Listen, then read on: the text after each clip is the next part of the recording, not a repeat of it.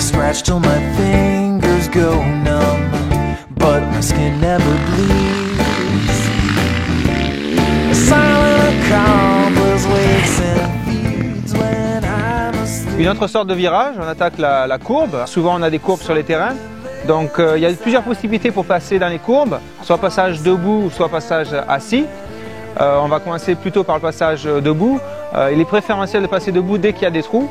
Donc vraiment il est important de bien serrer la moto, d'appuyer sur les deux repose-pieds, bien garder les pointes de pied vers l'intérieur, ce qui permet de serrer la moto d'une façon plus importante. Regardez au loin, le regard vous aidera à prendre la direction, surtout un point qui est très important sur le regard. Dès que vous regardez à quelque chose, c'est là où vous mettrez vos roues.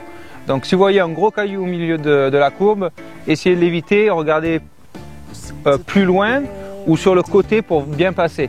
Donc ça c'est une astuce qui est importante sur tout terrain, c'est-à-dire même si vous avez un gros trou, essayez de regarder par-dessus le gros trou au lieu d'essayer de regarder à l'intérieur du trou.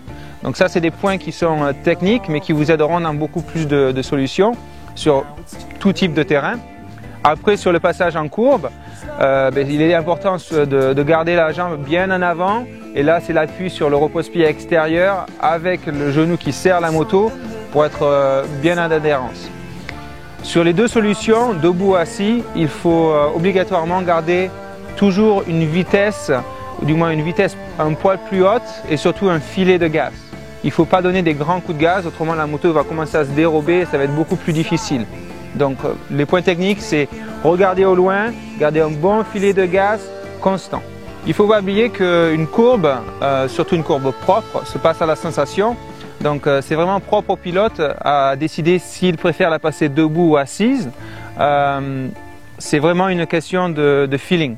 Donc à la fin, si vous êtes vraiment confortable en étant debout, vous la passez debout. Si vous avez un avantage à être bien assis, bien ancré sur la moto, on revient sur le passage de la courbe ou du virage à plat en ayant une fesse sortie.